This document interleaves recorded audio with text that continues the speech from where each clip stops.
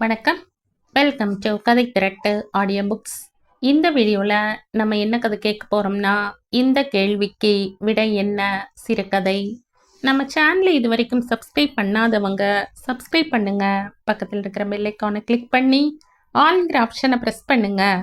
So that நான் போடுற கதைகளை உடனுக்குடனே நீங்கள் கேட்கலாம். வாங்க கதைக்குள்ளே போகலாம். தான் பெத்த புள்ள மேல கூட இப்படி கரிசனம் காட்ட மாட்டா போல இருக்கு. இந்த அனாதை பையன் மேல இப்படி பாசத்தை கொட்டுறாளே இந்த மங்காத்தா.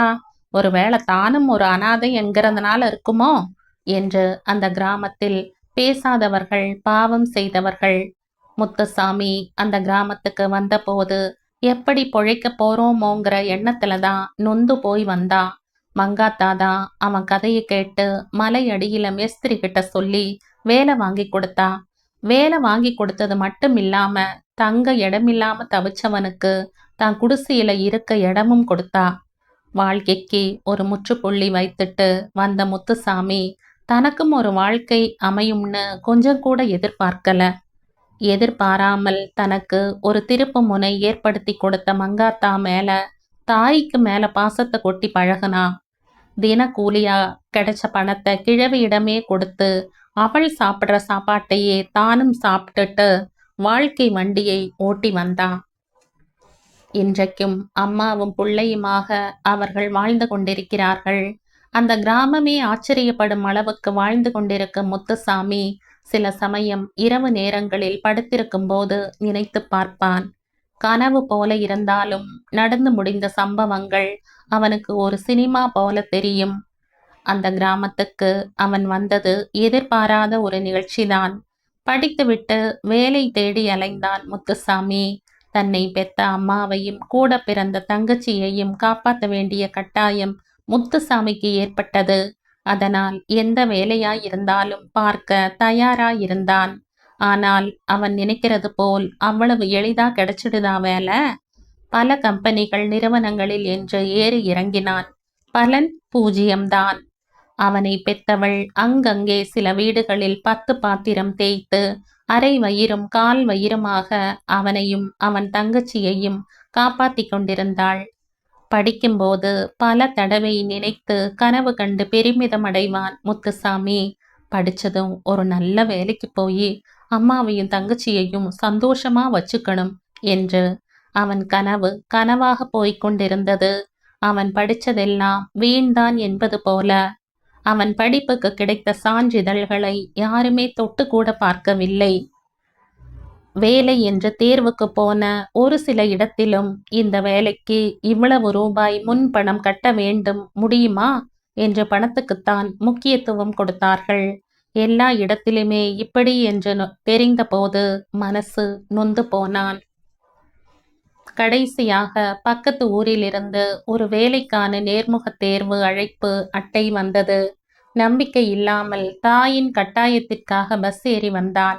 அவன் கையில் இருந்த காசு பஸ்ஸுக்கு மட்டுமே சரியாக இருந்தது. வந்த இடத்தில் அந்த அலுவலகத்தில் வாசல் காப்போனுக்கு திரும்பி செல்ல பஸ்ஸுக்காக வைத்திருந்த காசை காஃபிக்கு என்று கொடுத்து விட்டான். அப்பத்தான் அவன் உள்ளேயே நுழைய முடியும் என்ற சூழ்நிலை. அப்படியாவது வேலை கிடைச்சதா என்றால் தெரிந்த விஷயம்தானே. தம்பி, இந்த வேலைக்கு 10,000 ரூபாய் டெபாசிட் கட்டணும், அதை தயார் பண்ணிட்டு வா. வழக்கமான ரெடிமேட் பதில் காத்திருந்தது. மனசு ரொம்பவும் முடிந்து போனான். ச்ச, என்ன வாழ்க்கை! எங்கேயும் பணம் பணம் பணம். இந்த பணம் இல்லாமல் எதுவுமே செய்ய முடியாதா? ஓய்ந்து போன அவன் கால்கள் தன் ஊரை நோக்கி நடக்க ஆரம்பித்தன. பஸ்ஸுக்கு வைத்திருந்த காசைத்தான் அந்த அலுவலக பியூனுக்கு அன்பளிப்பு என்ற பெயரில் தாரை வார்த்து விட்டானே. பசி காதை அடைத்தது. அந்த கிராமத்து வழியாக நடந்து வந்தபோது ஊருக்கு நடுவில் உள்ள ஒரு ஊரணியில் ஒரு கை தண்ணீரையாவது எடுத்து குடிக்கலாம் என்று இறங்கினான். அப்போது வயதான ஒரு அவலக்குரல். தலையை தூக்கி பார்த்தான். கரையில் ஒரு கிழவி மயக்கத்தில் விழுந்து கிடந்தாள். ஓடி சென்று தூக்கி நிழலில் படுக்க வைத்துவிட்டு தண்ணீரை முகத்தில் தெளித்தான். மயக்கம் தெளிந்த மங்காத்தாளுக்கு அப்போது அவன் தெய்வமாக காட்சியளித்தான். மவராசனா இருக்கணும் என்றாள். மனுஷனா வாழவே வழியில்லை, இதுல மவராசனா இருக்க சொல்லி வாழ்த்துறையே. முத்துசாமியின் விரக்தியில் விழுந்த வார்த்தைகளின் கனம் மங்காத்தாவுக்கு என்னவோ செய்வது போலிருந்தது. குடிசைக்கு கூட்டிக் கொண்டு வந்தாள். அவன் கதையை கேட்டாள். பின்பு அவளை பற்றி அவனும் தெரிந்து கொண்டான்.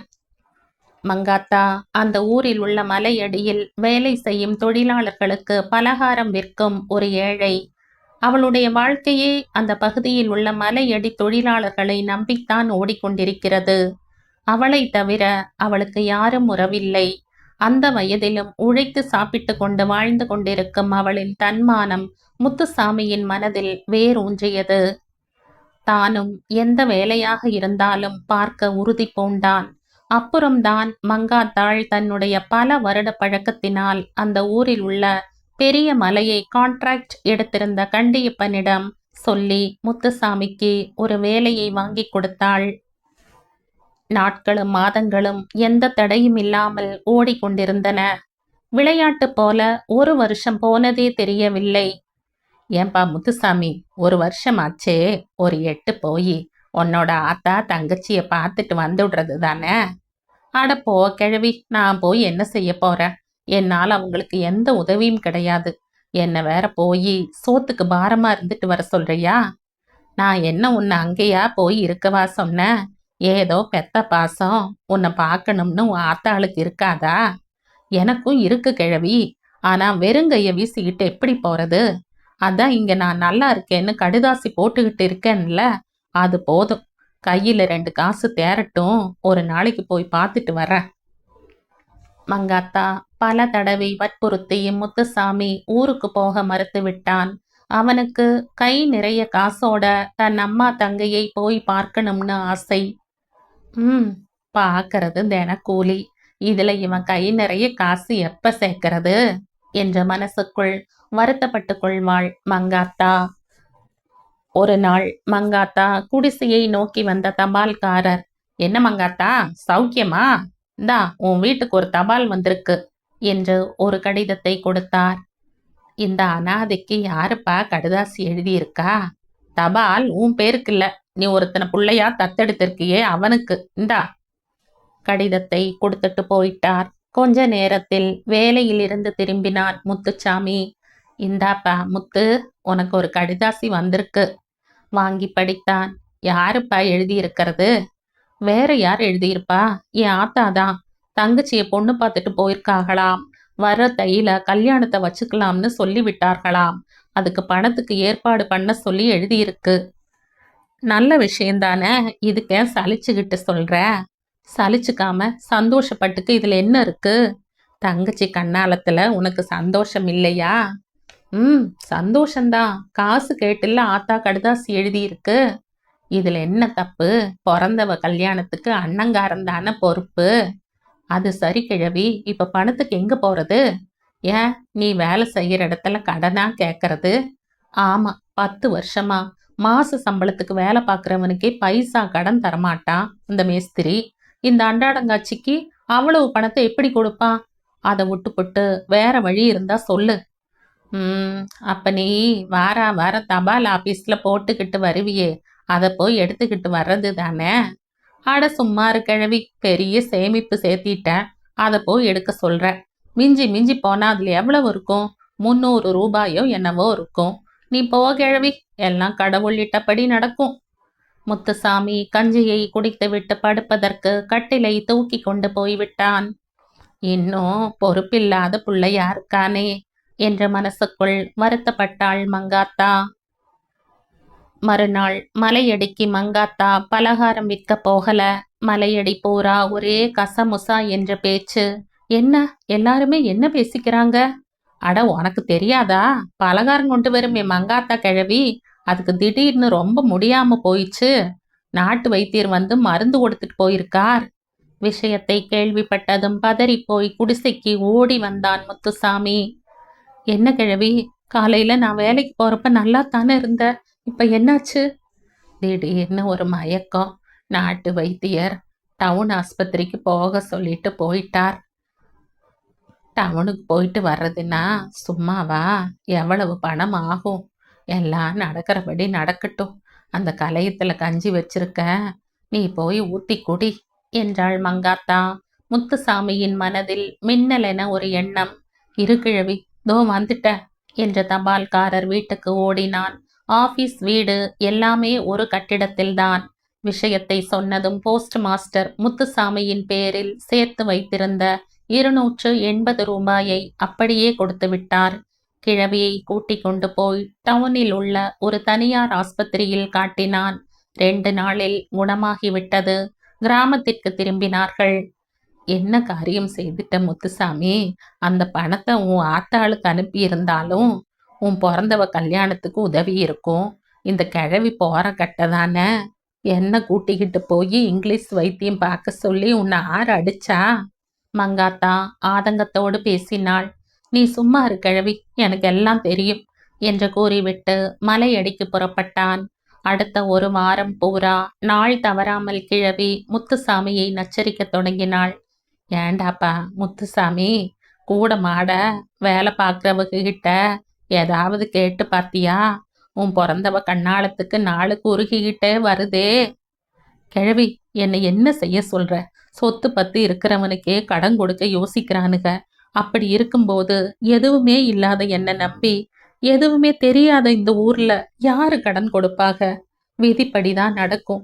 உடம்புக்கு முடியாதப்போ மனசை போட்டு அலட்டிக்காம படுத்து தூங்கு. வேலைக்கு நேரமாச்சு, நான் வரேன். முத்துசாமி பிடி கொடுக்காமல் பேசிட்டு மலையடிக்கு புறப்பட்டான். மலையடியில் கிழவியை பத்தித்தான் எல்லோரும் பேசிக்கொண்டார்கள். இந்த பட்டிக்காட்டுல மங்காத்தா கிழவியாவது ஏதோ பலகாரம் சுட்டுக்கிட்டு வரும். அதுவும் 10 நாளா படுக்கையில படுத்துருச்சு. அது இனிமே உடம்பு குணமாகி எப்ப வரப்போகுதோ? கிழவியிடம் பலகாரம் வாங்கி சாப்பிட்டவர்கள் பேசிக்கொண்டார்கள். அந்த சமயம், முத்துசாமி, முத்துசாமி, மங்காத்தா கிழவி செத்து போச்சு, சீக்கிரம் வா என்று ஊர் அம்பலக்காரர் மகன் ஓடி வந்து கூப்பிட்டான். இதை கேட்டதும் மலையடி தொழிலாளர்கள் அத்தனை பேரும் திகைத்து போய் முத்துசாமி பின்னாலேயே ஓடி வந்தார்கள். கிழவியோட பிணத்தை பார்த்து தன்னை மீறி கதறி அழுதான் முத்துசாமி. நடந்தது நடந்து போச்சு. இனிமே அழுகிறதுனால என்ன பலன்? கிழவி தானே உழைச்சு ஒருத்தர் கையை எதிர்பார்க்காம தன் காலத்தை ஓட்டிட்டு போயிடுச்சு. புள்ளை போல உன்னைத்தான் வளர்த்துச்சு. நீயே அதுக்கு கொல்லி போட்டுடுப்பா. ஊர் அம்பலம் சொன்னதை எல்லோரும் ஆமோதித்தனர். கிழவிக்கு செய்ய வேண்டிய காரியங்களை முடிச்சிட்டு சிந்தனையோடு வந்து அமர்ந்தான் முத்துசாமி. என்ன முத்துசாமி, கிழவிக்கு எல்லா காரியத்தையும் முடிச்சிட்ட போல இருக்கு? அவனுடைய முதலாளி கேட்டுக்கொண்டே வந்து உட்கார்ந்தார். ஆமாங்க முதலாளி, எல்லாம் முடிஞ்சிருச்சு. நாளைக்கு வேலைக்கு வந்துடுறேன். நீ மெதுவா வேலைக்கு வா. உன்னோட அடுத்த முக்கியமான கடமை ஒன்று இருக்கே, அதையும் ஒரு வழியா முடிச்சிட்டு வா. என்ன முழிக்கிற? உன்னோட தங்கச்சி கல்யாணத்தை தான்ப்பா சொல்ற. முதலாளி, அது 5000 ரூபாய் வேணும். அதைத்தானே சொல்ல வர. கவலையே படாத, அதை நான் தர்றேன். முதலாளி, நீங்க? நான் தான் தரப்போறேன், ஆச்சரியப்படாத. நான் ஒன்றும் சும்மா தரல, கிழவியோட பணத்தை தான் கொடுக்க போறேன். ஆமாப்பா, கிழவி நேத்து என்னை வீட்டுக்கு வர சொல்லுச்சு. உன்னோட நிலைமையை எடுத்து சொல்லுச்சு. ஆனா எந்த ஈடும் இல்லாம நான் தர முடியாதுன்னு சொல்லிட்டேன். அதுக்கு கிழவி என்ன பண்ணுச்சு தெரியுமா? இந்த குடிசைய உங்க பேருக்கு எழுதிக்கங்க, நீங்க முத்துசாமிக்கு படத்தை கொடுங்கன்னு வெள்ளை பேப்பர்ல கை நாட்டு வச்சு கொடுத்துருச்சு. உன்னை மகனா நினைச்சு வளர்த்ததுக்கு தன்னோட சொத்தை கொடுத்துருச்சு. நீயும் ஆத்தாளா நினைச்சு கொள்ளியும் வச்சுட்ட. அப்புறமா வந்து பணத்தை வாங்கிக்க. முதலாளி போயிட்டார். முத்துசாமி கிழவியை நினைச்சு நினைச்சு பெருமிதத்தால் விம்மினான். கிழவி, உனக்கு கொள்ளி வச்சதை எல்லாரும் சொல்லி என்னை பாராட்டினாங்க. ஆனா நீ என்னை பெராட்டியும் பெத்த மகனா நினைச்சு நீ செய்திருக்கிற உதவி இருக்கே, அதை நான் என்னன்னு சொல்லுவேன்? அது உதவியா, தியாகமா, இல்ல மனித நேயம்னு சொல்றாங்களே, அதுதான் இதுவா? முத்துசாமியின் மனசு விடை தெரியாத கேள்விகளை கேட்டுக்கொண்டே இருந்தது.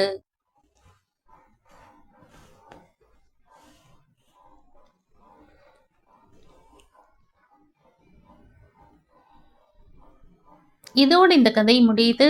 இந்த கதை உங்களுக்கு பிடிச்சிருந்தா லைக் பண்ணுங்க, ஷேர் பண்ணுங்க, சப்ஸ்கிரைப் பண்ணுங்க. மற்றும் ஒரு இன்ட்ரெஸ்டிங்கான கதையோட அடுத்த வீடியோவில் சந்திப்போம். பாய். தேங்க்யூ.